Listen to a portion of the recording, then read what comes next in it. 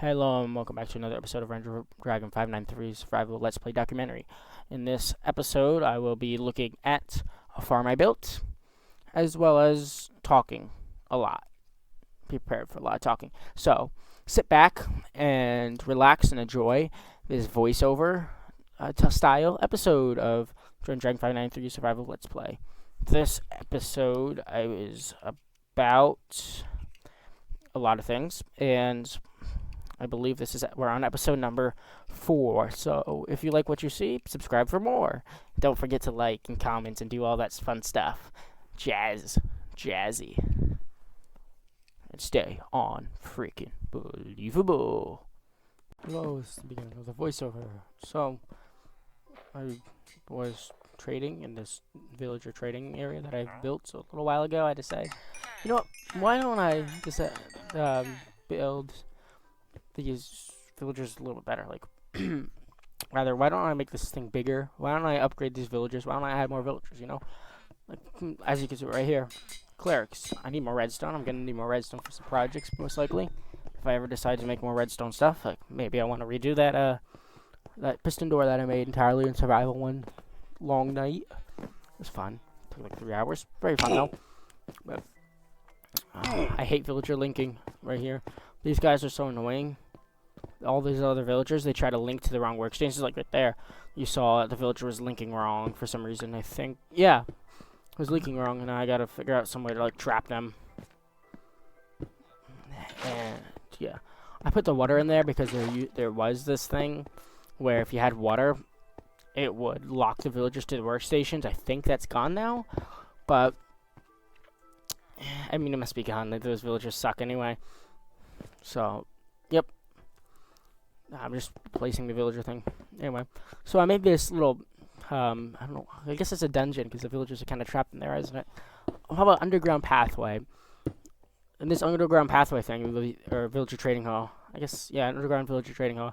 I built this a while ago, and I decided to revisit it on the Xbox before I left from vacation, because I decided that I wasn't really going to record anything on vacation because, well, I didn't bring the Xbox with me. I only brought a controller, and 2 controllers, and I could hook the controller up to the computer, but just not as good. The computer is somehow way laggier than an Xbox console is. Like the computer, like from 3 years ago, is way worse than an actual gaming console from like way too long ago now. It's Xbox One, and it came like a year.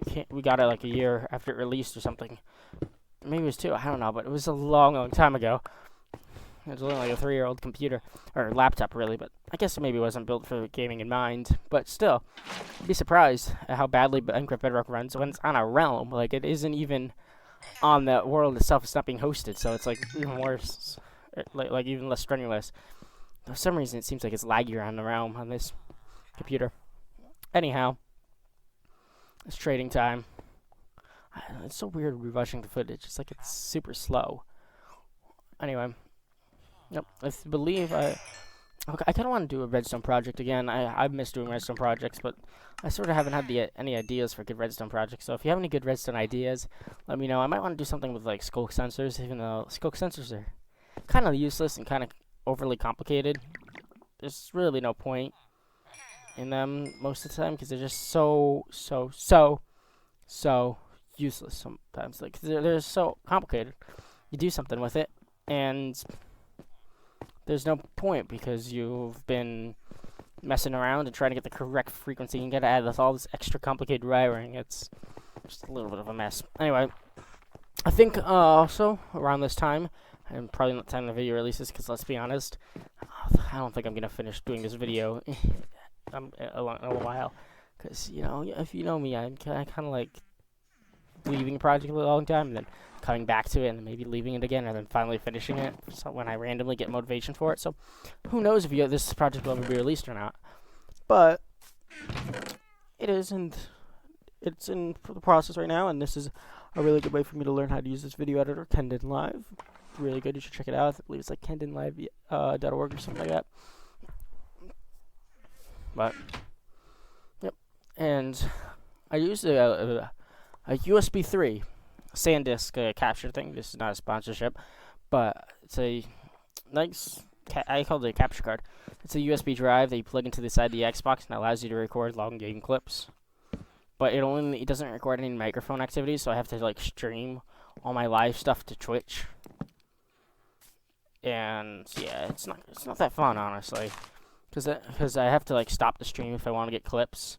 So it makes editing a pain because it's very frustrating to edit a 42-minute long video when you have when you try to click around and it's like jumps you by like entire minute, and you have to be so precise. And I use a trackpad. I don't use a mouse. I kind of can't stand mice for some reason. It's a weird thing of mine, but I use a mouse, so it makes it so much harder to like get the tiniest little bit. And to be fair, I don't really know a lot of things. I could split the video, just like randomly clip it in the middle of a sentence or something. I don't know, but it's just a little bit more effort, and I just don't really like Twitch, honestly. It's not the best, and if I wanted to do Battlefront 2 streams or something, it like automatically censors some of the like it cuts out audio when there's copyrighted music. But it's Battlefront 2, and I believe you can still stream that even if the music is like copyrighted, because you're streaming a video game. You're not actually like playing music. I don't think YouTube would have the same policy for that. It's sort of like Minecraft. You don't. But I believe they have different right holders suck. You know, it's just really weird. And also, for some reason, I don't think I can get Battlefront 2 anymore. I believe that they like took it off the store. Really strange. It's still such a good game, and they haven't released any other good Star Wars games that fill Battlefront 2's role like in a very, very long time. But anyway, back to Minecraft. I need to fix that dirt wall. Okay. I have arrived in the Nether, and I'm going to show you the farm that I recently built. I can speed through this part since it's just me traveling there. Okay, here we're right to our left is our my froglight farm. I built it right up there. There's golems, as you can tell. Some levers and stuff below. There's frogs, a bunch of powdered snow. So the magma cubes, they hop in there because the trapdoors. They kind of like want to get to the golems. I haven't found a good AFK spot because sometimes they like track me. But you know, that's like from a little bit of like AFKing. I think it was a long time, actually, like an hour or two. But you know, they let it run for a little bit while I was like at the gym or something, and didn't really care too much. But over time, this will produce lots. And I don't even need that much froglight stuff. Like, I might have like one or two uses for it, but honestly, there's no point in getting them right at the moment. But I felt it'd be a very fun farm, and maybe I could incorporate them into some builds in the future when I get some more build ideas. But there are a decent light source. They're not bad. They're rotational or directional, which is really nice because what if you wanted a different rotation? Like it's the first, I believe it's like the first real light source they can do that. I mean, torches kind of count, but not really. Well, no, they don't really count. They could just be placed on walls and stuff. But yeah, really interesting. Okay, I'm climbing up scaffolding, as you can see. Right up here, there is spawning platforms. I say that with kind of big quotations because it's just naturally here and stuff. If I really wanted it to be better, I would build it out more and like dig it out. Because to my left, right here, a bunch of magmas rather spawn right there. But it's too much work to really fix. There really wasn't much there to see after that, so I decided to go back to the overworld and do a little bit of mining.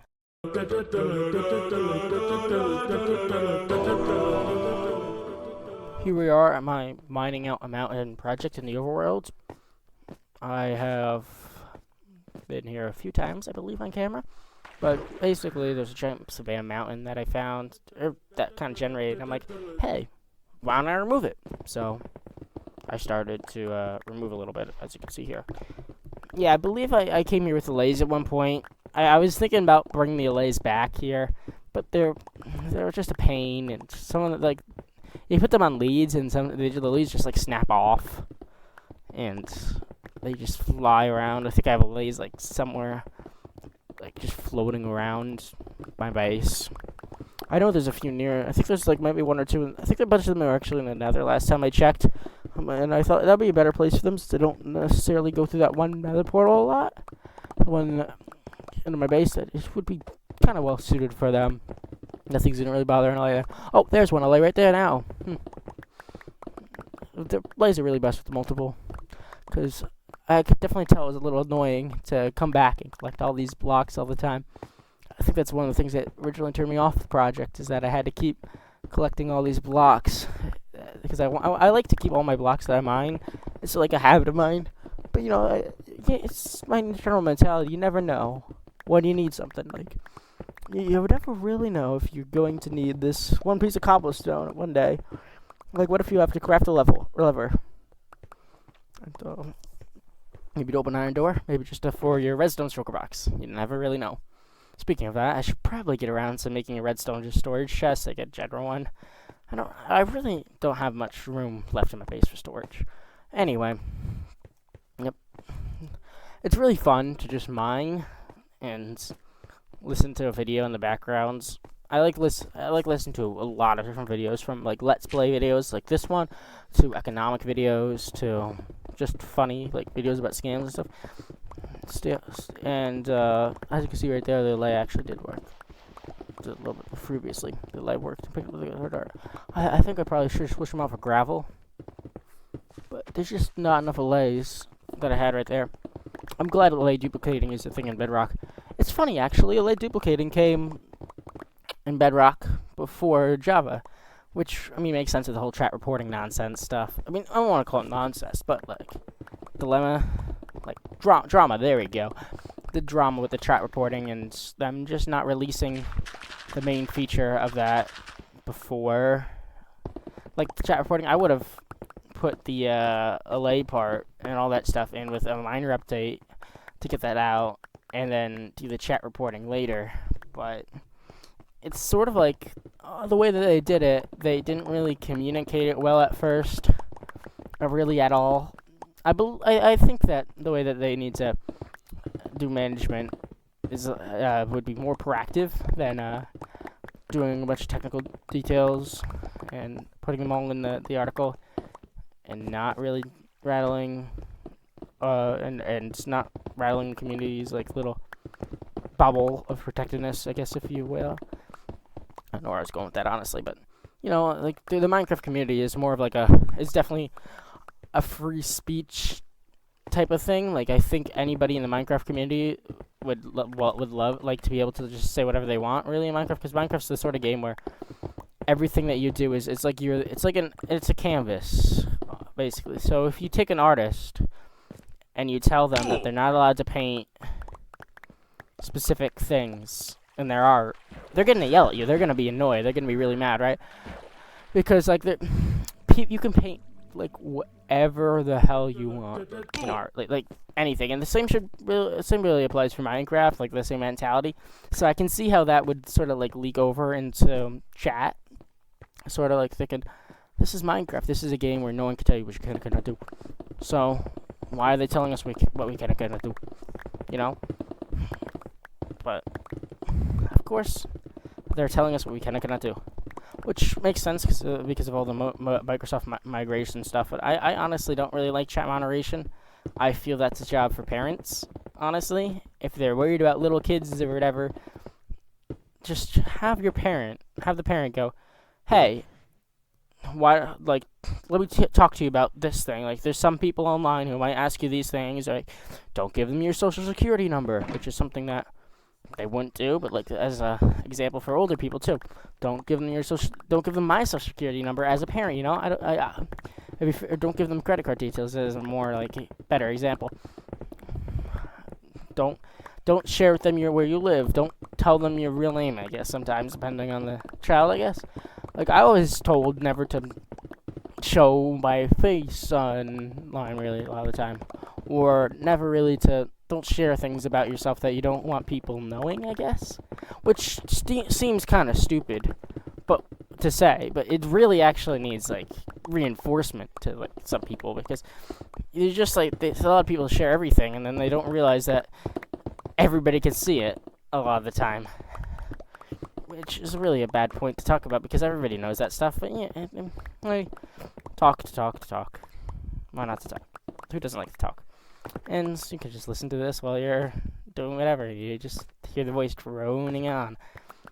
Who doesn't love that? But, you know, it's fun. Another thing that I was thinking about recently is I saw a video, IBX Toycat video, and I love IBX Toycat, but infinite economies, I think is what it's about. It's about the economy infinitely growing, and I kind of want to talk about that a little bit, but because you look at the economy, and it can grow. Certainly, it has grown. It definitely will grow more in the future, but it definitely can't be infinite, because there's certain, like, bounds to what we can do. Like, so far as we understand it, there's no way for faster than light travel, or time travel, in that matter, which is very similar, or if not the same thing, depending on how you look at it, or what you look. It's physics stuff, and I don't want to get too detailed in it, because I'm not qualified. But you can't really go faster than light, which means the universe that's expanding around us, as we believe it is, you can't go past it at a certain point, because at that point, the universe will be expanding, or going away from you faster than you can actually go to it, if that makes sense. Faster than light, basically. You can't get to that spot before it travels too far out of reach. It's like when you have a dog, or actually, let's go Minecraft example. A carrot on a stick and you ride a pig. The pig can't get the carrot that's on the stick. If you know what I mean. Like we're the pig, basically, and the universe is that carrot.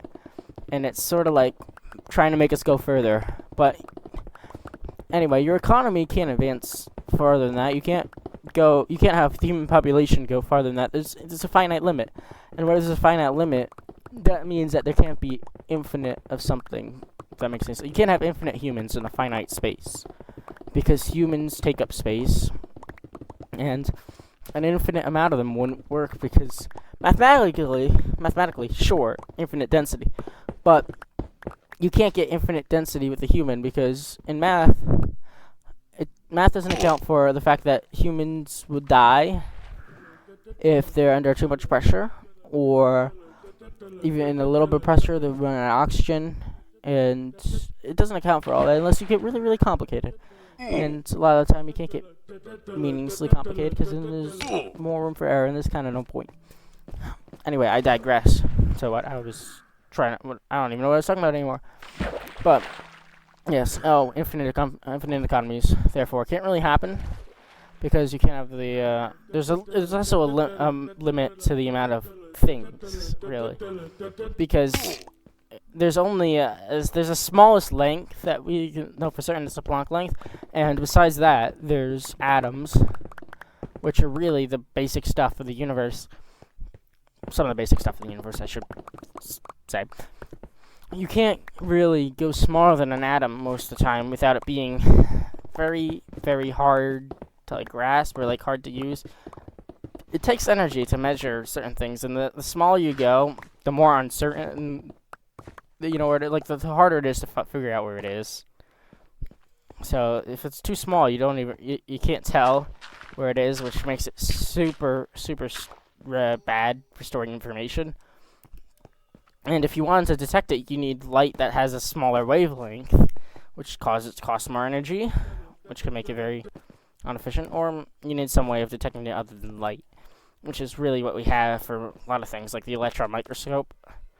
That doesn't even use light, because visible light, or certain light that we would use, that doesn't work. It's the electron's too tiny. And again, it would cost a lot of energy. And then if you get light down to the Planck length, it would cause a black hole, or might just break down physics or something. Like physics might not work, as we understand it, at least. So really, who knows? With that stuff, it's such an open-ended thing. I don't even know why I'm talking about it right now, because I'm not really qualified. But hey, listen to some blabber on, why don't you? Why not? Why not? Anyway, it's just interesting. I mean, it's just really interesting.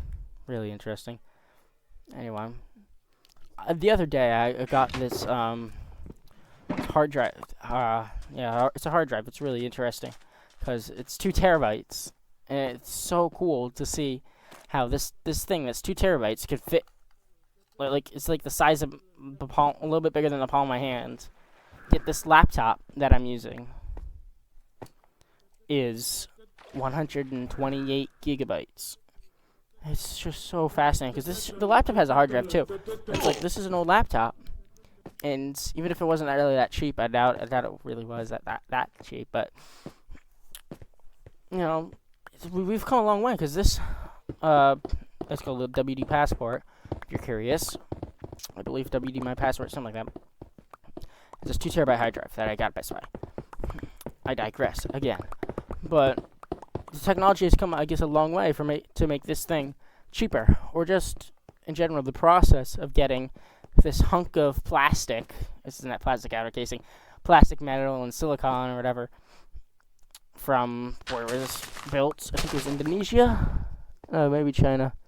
Oh, Thailand. There you go. Thailand. From Thailand to the U.S. It's just really interesting, really fascinating. It has to go on this big container ship, and it has to travel across the world to get to the U.S. where it was sold, and then the money, like that, is transferred when it's need to be. You know, I mean, more likely they bought it, and then the money was transferred like that first, and then the passport comes chuggingly slow across the Pacific or Atlantic, depending on whichever Best Buy you go to, if it where it actually located. Because I mean, it could have came across the Atlantic or the Pacific. You never know. Or if it went to California or something, and then it got to get trucked across.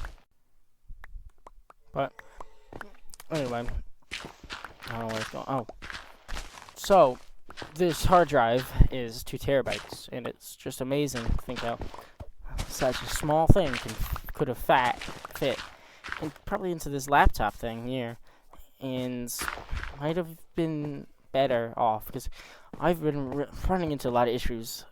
A while ago, like a few days ago, honestly, about hard drive space. So the hard drive is kind of tiny, honestly, 128 gigs, and I fill that up with a lot of like application stuff.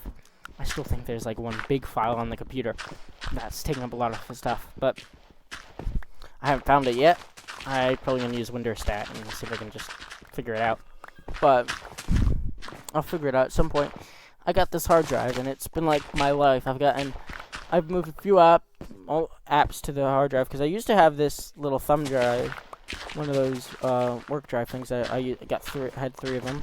Used one for the Xbox Capture, and the other one work drive, and the other one for a Minecraft server. Might see that soon, you know. Who knows? You find a play on my Minecraft server. Maybe if I actually decide to make it. But anyway, Minecraft server, you plug it in and you could run a Minecraft server, and it was so amusing because it's like you put my Minecraft server essentially from a USB stick, because it'll all go on the USB stick, and it had like 32 gigs of storage. But you know, really good. 32 gigs. It's honestly a lot when you think about it, and then some tasks is a lot, and then other tasks like it's a little, like recording these some Let's Plays. It can be an hour of footage is like an entire gigabyte, but then the audio is like 47 megabytes or something small or whatever. But I guess audio is easier to be compressed, to get compressed, really. Makes sense to me, I guess, but I'm not an audio expert. I'm not a video expert. But I like computers, I guess. I mean, who doesn't really like computers in this age? Like, who uses computers and doesn't really like them? I mean, sure, I have my time to time where I hate the computer, and it just doesn't like me at all. And it's like, it's not out to get me, I know that, but it feels just so frustrating because it's a machine, and then when the machine doesn't work, you expect to be reliable and it just doesn't work as intended. It's never fun. It's really never a fun experience for anyone involved. It's like you're using your washing machine, right? And then suddenly, for whatever reason, the washing machine decides, I don't know, to crash on you, or like maybe the door opens up and out come all the clothes or something weird like that. It's like that. It's frustrating because if you did it yourself, it would be, you would know what happened. Like, you have something to be mad at, but like, you're mad at like literally nothing.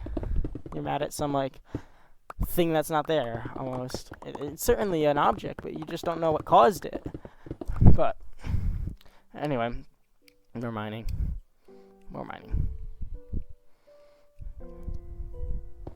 I think I should start a podcast. Me and my friend have been talking about this, and this podcast idea is actually going to come along. It's coming along pretty well. As I mentioned before, I don't think it's going to be released soon, but I just can't stop thinking about it. Maybe I'll record it tomorrow, right after I'm recording this voiceover stuff. Or maybe it won't be recorded, because I've thought about I remember thinking about this deal a little while back, and I had a name in my head, and I don't remember that name. Such the tragedies of life. You know, it's not even that bad, but it's just frustrating. Who would have thought memory could slip away so fast sometimes, and then it's like an eel. You try to grab it, and it just wiggles away freely into the ocean of all the other memories you forgot. You can see that they're there sometimes. You get like small glimpses of it, like a little fish shining from the water, shining from the sun, reflecting off of it. But you don't know what it is. You know it's in memory. You can sort of, you can kind of grasp that it's a memory. Like, just like if it was a fish, you could grasp the idea that it is a fish you're looking at. But you just can't really tell that it's a fish. You know? Just can't tell it's a fish. Maybe, or you could tell it's a fish, you can't tell what type of fish it is. Or maybe you can't. Maybe it's a dolphin. You don't know if it's a fish or not. Because some memories are just different than others. It's really weird. Life is strange. Life sure is strange. But yep. It's like, maybe it was a shark, which is kind of brings me to my next point that I just made up right now on the spot. Minecraft won't add sharks, which, I mean, sort of makes sense, but also doesn't. I'm glad they won't have sharks, because I personally like Mojang, and I feel like I love Mojang, but I feel like sharks wouldn't do a good fit for Minecraft. Just, I don't really think that'd be a good idea. But one of the reasons that I think they cite is that they don't want people harming sharks in real life or something dumb like that, which is why they won't add other stuff like, oh, fireflies. Just add my damn fireflies, please. I want the fireflies.